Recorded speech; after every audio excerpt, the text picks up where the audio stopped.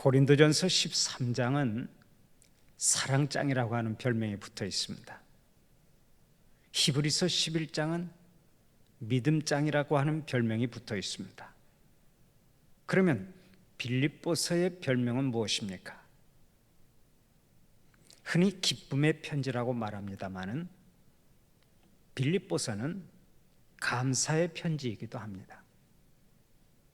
우리가 아는 대로 빌립보 교인들은 로마 감옥에 있는 바울에게 위문금을 보내주었습니다.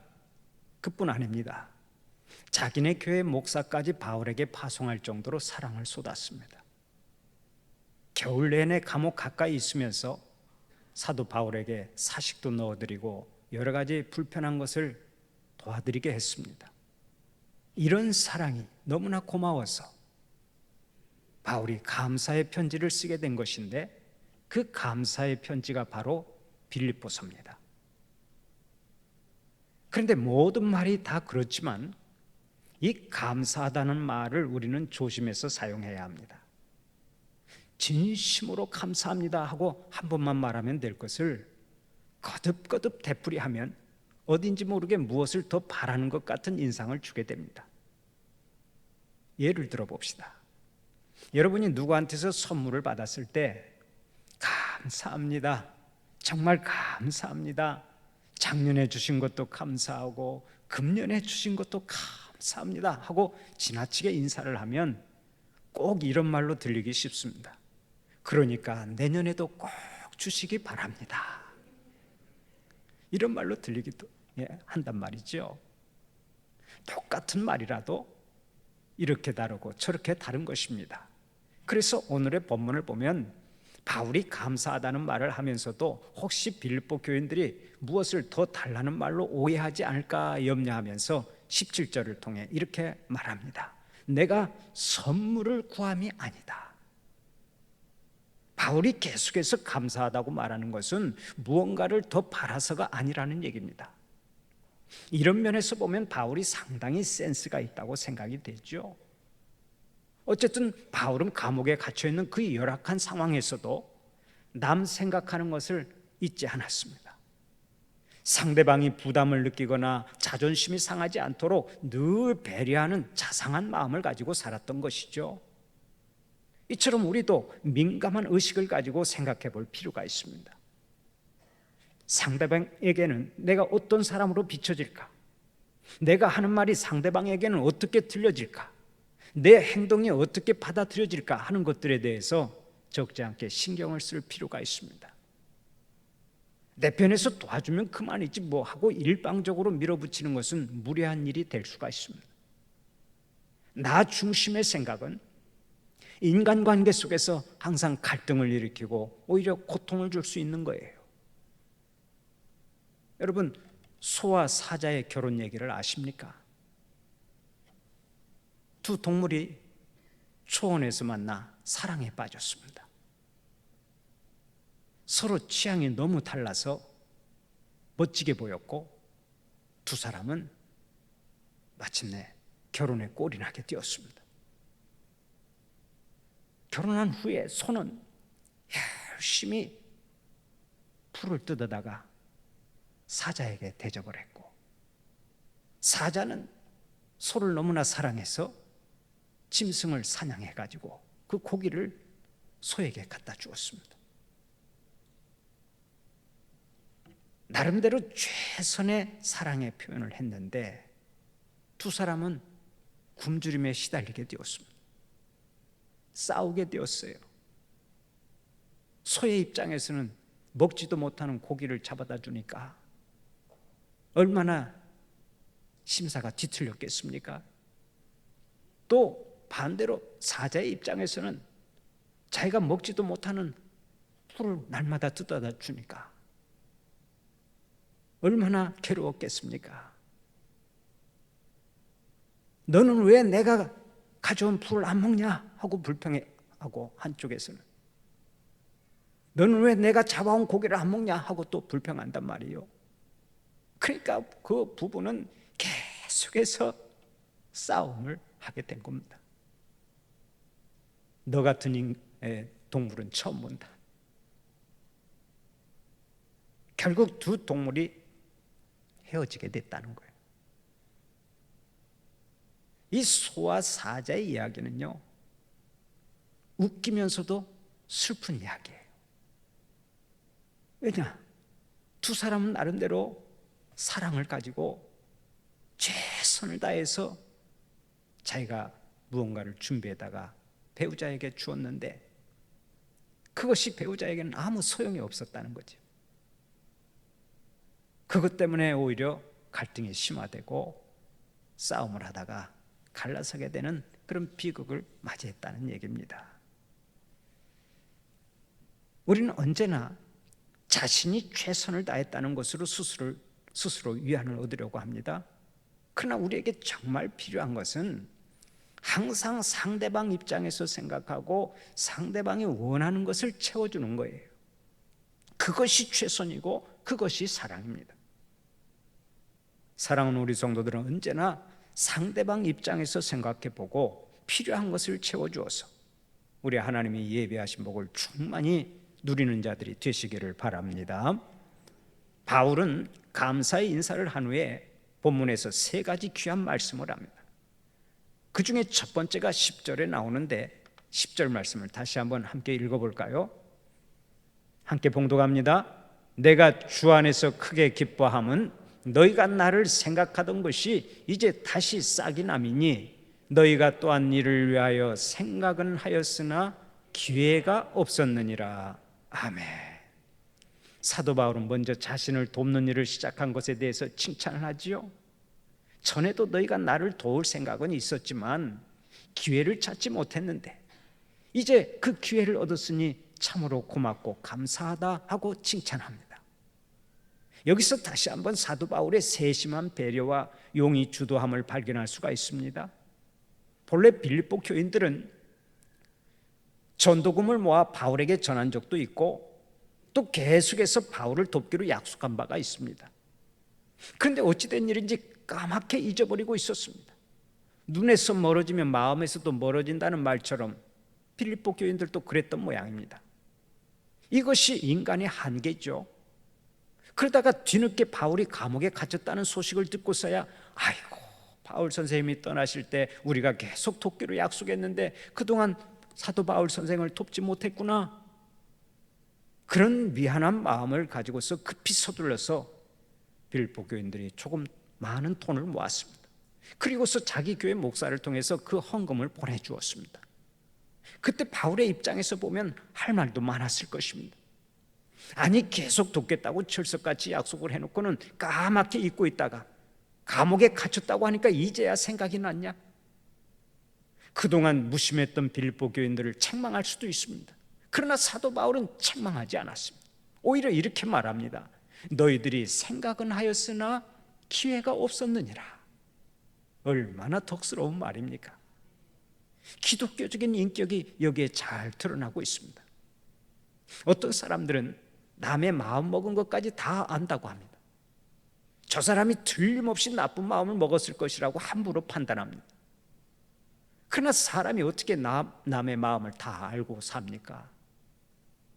바울의 입장으로 돌아가 봅시다. 그는 상대방의 마음을 이해하는 방법이 보통 사람들과 다릅니다. 생각은 있었는데 기회가 없었다고 하면서 빌립보 교인들의 마음을 높고 선하게 평가하고 있습니다. 우리가 이 자세를 배워야 합니다. 저는 우리 교인들에게 꼭 부탁드리고 싶은 말이 있습니다. 절대로 상대방의 마음을 나쁘게 보지 마세요. 상대방의 마음을 나쁘게 보고 깎아내리고 격화시켜서 평가하는 것은 아주 잘못하는 것입니다. 예수 믿는 사람으로서 왜 그래야만 합니까? 바울은 항상 상대방의 마음을 이해하고 좋게 보려고 했습니다. 무슨 이유가 있었겠지. 다 이유가 있어서 그렇게 했겠지. 우리 성도들이 이런 덕스러운 마음을 가지시기를 바랍니다. 해석을 어떻게 하느냐에 따라서 우리의 인생이 달라지는 거예요. 항상 좋은 마음을 가지고 해석을 잘해서 합력하여 선을 이루고 언제나 은혜를 끼치는 하나님의 종들이 되시기를 바랍니다. 예수님이 십자가에 못 박히시기 전날 밤에 겟세마네 동산에 올라가 간절히 기도하셨습니다. 그때 베드로를 비롯한 세 제자들이 함께 동행했죠. 그런데 주님은 땀이 핏방울이 되어 흘러내릴 정도로 간절히 기도하실 때 제자들은 계속 졸기만 했습니다. 주님께서 말씀하셨습니다. 지금은 기도할 때다. 깨어서 기도해라. 하지만 제자들은 계속해서 졸고 쓰러지고 잠시도 깨어있지 못했습니다. 그때 여러분 같으면 뭐라고 했겠습니까? 야, 지금이 어떤 시간인데 졸고 있냐? 내일 아침이면 내가 십자가를 지는데도 지금 잠이 오냐? 아마 이렇게 말할 사람이 많았을 것입니다. 그러나 예수님은 이렇게 말씀하셨습니다. 마음은 원이로되 육신이 약하구나. 여러분, 이 얼마나 고마운 말씀입니까? 얼마나 고마운 평가입니까? 이것이 바로 예수님의 마음입니다. 예수님은 언제나 우리들의 중심을 이해하고 계십니다. 그렇기 때문에 예수님을 부인했던 베드로가 부활하신 주님을 만나서 이렇게 말할 수 있었던 것입니다. 내가 주를 사랑하는 줄 주님께서 아시나이다. 내가 비록 3번이나 주님을 모른다고 하고 3번이나 졸기는 했지만은 마음으로는 진정으로 주님을 사랑했습니다. 하나하나가 참으로 감동이죠. 이제 다시 본문으로 돌아가 봅시다. 사도 바울은 빌립보 교인들에게 가혹한 평가를 내리지 않고 오히려 후하게 생각해 줍니다. 너희들이 돕고 싶은 생각은 많았으나 내가 하도 여기저기 정처 없이 돌아다니니까 너희한테 기회가 없었을 뿐이다. 그러나 이제 내가 감옥에 갇혔으니 비로소 너희들이 나를 도울 기회를 찾았구나. 이처럼 너그럽게 이해해 주고 있습니다. 이것이 그리스도인의 사랑입니다. 사랑하는 우리 성도들에게 이런 마음이 늘 충만하시기를 바랍니다. 이제 오늘의 본문 11절 12절을 다시 한번 함께 읽어볼까요? 11절 12절 말씀 함께 봉독합니다. 내가 궁핍함으로 말하는 것이 아니니라. 어떠한 형편에든지 나는 자족하기를 배웠노니 나는 비천에 처할 줄도 알고 풍부에 처할 줄도 알아. 모든 일 곧 배부름과 배고픔과 풍부와 궁핍에도 처할 줄 아는 일체 비결을 배웠노라. 아멘. 사도 바울은 본문에서 모든 일에 자족하는 비결을 배우고 어떠한 형편에 처하든 거기서 승리하는 일체 비결을 배웠다고 고백하죠. 여러분, 이것이 어떻게 가능합니까? 어떻게 모든 일에 어떤 형편에 처하든지 승리하는 일체 비결을 배울 수 있느냐 하는 거예요. 먼저 하나님만 의지하고 하나님께 모든 것을 맡겼기 때문에 사도 바울은 모든 일에 만족했던 것을 우리는 기억해야 합니다. 환경이 문제가 아니에요. 바울을 보세요. 바울은 평생 자신이 원하지 않는 곳으로 끌려다닌 사람이죠. 온갖 고생을 다 했습니다. 수도 없이 굶주리며 핍박을 받았습니다. 평안한 거처가 없었습니다. 육체의 가시 때문에 평생을 고통 속에서 살았습니다. 많은 세월을 감옥 속에서 살았습니다. 그야말로 눈물과 고난으로 얼룩진 인생을 살았습니다. 그런데 그는 환경에 대해서 불평하거나 원망한 적이 없습니다. 오히려 감옥을 별장으로 바꾸어 살았고 고난을 축복으로 바꾸어 살았습니다. 날마다 기쁨 충만하여 살면서 감옥 밖에 있는 성도들에게 말했습니다. 기뻐하고 기뻐하라. 다시 말하노니 기뻐하라. 주님 품 안에 거하는 자들은 환경에 관계없이 형편 처지에 관계없이 늘 만족한 삶을 살게 되는 줄 믿으시기 바랍니다. 참으로 감사할 때 만족한 삶을 살아가는 거예요. 사도 바울을 보세요. 바울은 항상 감사가 넘쳤죠. 이것도 감사하고 저것도 감사하고 범사에 감사가 넘쳐났습니다. 그런데 그 중에서도 제일 큰 감사가 하나님께서 자기를 사도로 불러준 것이었습니다. 만삭되지 못한 자 같은 자기를, 팔푼이 같은 자기를 사도로 불러주신 그 하나님의 은혜에 늘 감사했고 그 감사로 인해 어떠한 형편에서도 만족하며 살았습니다. 바로 이것입니다. 사람은 어떠한 자리에서든 감사할 때 만족하고 감사할 때 행복하게 되는 것입니다. 여러분, 만족하기를 원하십니까? 그러면 먼저 감사하세요. 쉬지 말고 감사의 펌프질을 해보세요. 지금은 거의 볼 수가 없습니다만은 제가 어린 시절만 해도 펌프를 많이 볼 수가 있었습니다. 마당에 있는 펌프에 물 한 바가지 넣고 펌프질을 해서 그 물로 쌀도 씻고 빨래도 하고 등목도 했습니다. 그런데 펌프질을 할 때 한동안 사용하지 않은 펌프는 아무리 펌프질을 해도 물이 올라오지 않습니다. 그것은 땅속에 물이 없어서가 아닙니다. 펌프에 물이 말랐기 때문입니다. 그때 어떻게 합니까? 물을 한 바가지 길어다가 그 펌프에 붓습니다. 그리고서 열심히 펌프질을 하면 다시 땅속 깊은 곳에 물이 확 빨려옵니다. 그러니까 한 바가지의 물이 얼마나 중요한지 모릅니다. 물 한 바가지가 땅속에 있는 많은 물을 뽑아 올릴 수 있는 미천이 되는 거예요. 이 한 바가지의 물을 뭐라고 부르는지 아십니까? 그 물을 가리켜 마중물이라고 말합니다. 한 바가지의 물이 땅속에 많은 물을 마중하는 것이라는 얘기입니다. 바로 이것입니다. 여러분의 심령이 하늘의 생수로 가득 차서 부족함이 없기를 원하십니까? 그러면 지금 감사의 마중물을 여러분의 심령에 한 바가지 부으시고 영혼의 펌프질을 하시기를 바랍니다. 내 심령 속에 감사의 물 한 바가지만 부으면 행복의 샘물이 막 솟아오를 줄 믿으시기를 바랍니다. 많은 사람들이 불행하다고 말하고 부족하다고 말합니다. 그러나 인생 최대 불행은 받은 은혜가 기억되지 않아서 감사를 빼앗기고 살아가기 때문에 오는 것입니다. 사랑하는 우리 성도들에게 감사가 넘쳐서 언제나 만족하며 살고 행복하게 살아가시기를 축원합니다. 조금만 생각을 해보면요, 감사할 조건이 얼마나 많은지 몰라요. 솔직히 말해서 우리 인생의 출발은 제로 아닙니까? 제로에서 시작했는데 우리는 얼마나 많은 것을 누리고 살아갑니까? 이번 달 정기요금이 3만 원 나왔습니다. 그러나 하나님께서 주신 햇빛은 공짜입니다. 전화요금이 이번 달에 5만 원 나왔습니다. 그러나 하나님과의 통화료는 수신율 100%의 완전 무료입니다. 기도할 때 통화요금 내는 사람 없지요? 또 병원에서 산소 마스크 사용하는 비용이 하루에만 30만 원입니다. 그러나 지금 마음껏 숨을 쉬어도 모든 것이 공짜입니다. 1년 내내 여름 아니면 겨울인 나라가 많습니다. 그러나 우리나라에는 봄, 여름, 가을, 겨울 4계절이 있습니다. 얼마나 감사한 일입니까? 거기에다가 옛날의 보릿고개를 생각해 보세요. 소쿠리에 담아놓은 보리밥이 쉰내가 펄펄 나도 차마 버리지를 못했습니다.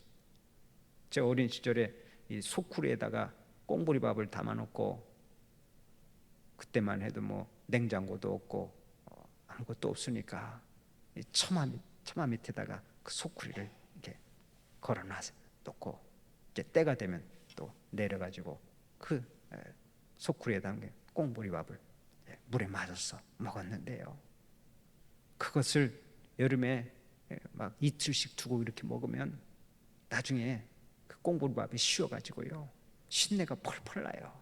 벌써 그냥 쉰내가 팍 코를 찌릅니다. 그런데도 그 꽁보리밥을 버리지 못하고 팔팔 끓는 물에 넣고 여기 김치 몇 가닥 집어넣고 그걸 끓여서 먹었어요.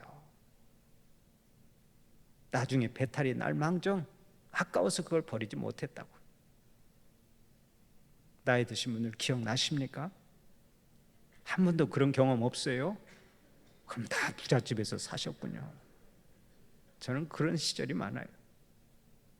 반찬도 그 흔한 김치 하나가 없어가지고 딱 꽁보리밥 한 그릇에다가 고추장 한 그릇 딱 넣고 그걸 반찬으로 삼아서 밥을 먹은 때가 많아요.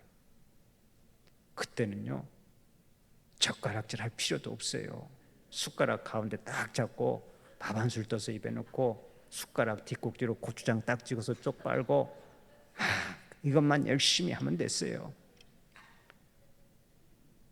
그리고는 이제 나머지 영양 보충은 밖에 나가서 해결을 해야 됐는데, 설이라는 거 아시죠? 설이도 많이 하고, 또 기어다니는 거, 헤엄치고 다니는 거, 날아다니는 거, 하여간 닥치는 대로 다 잡아서 먹었어요. 그렇게 못 살았어요. 우리는 보릿고개를 넣으면서 많이 눈물을 흘렸습니다. 그런데 지금 우리가 얼마나 잘 삽니까? 그냥 음식이 넘쳐나요. 먹다 버리는 음식물 쓰레기 처리 비용만 1년이면 1조 원이 드는 나라가 우리나라예요. 그만큼 풍성해졌습니다. 그런데도 감사가 없고 만족하지 못하고 욕심을 부리며 살아갈 때가 많이 있죠. 이제 욕심의 안경을 벗고 우리 모두 감사의 안경을 써야 합니다. 욕심의 안경을 쓴 눈에는 부족한 것밖에 보이지 않습니다. 그러나 감사의 안경을 쓰면 감사거리가 아닌 것이 없습니다. 날마다 감사의 안경을 쓰고 감사의 조건만을 즐겨 찾아보세요. 거기에 만족이 있고 거기에 행복이 있습니다. 저는 텔레비전의 드라마를 볼 때마다 배우들의 연기에 탄성을 올 때가 많습니다. 멀쩡하다가도 카메라 감독이 사인만 보내면 눈물을 줄줄 흘리면서 연기를 해서 시청자들의 눈시울을 적십니다. 또 얌전하게 있다가도 감독이 사인만 보내면 호탕하게 웃어서 시청자들의 마음을 흐뭇하게 만듭니다. 참 대단하지 않습니까? 어떻게 저럴 수 있을까 하고 궁금했는데 한 번은 연기자들이 출연해서 그 비결을 가르쳐 주더라고요. 우선 눈물 흘리는 연기를 해야 할 때는 자기 인생에 가장 슬펐던 때를 집중적으로 생각한다는 것입니다. 그러면 눈물이 나온대요.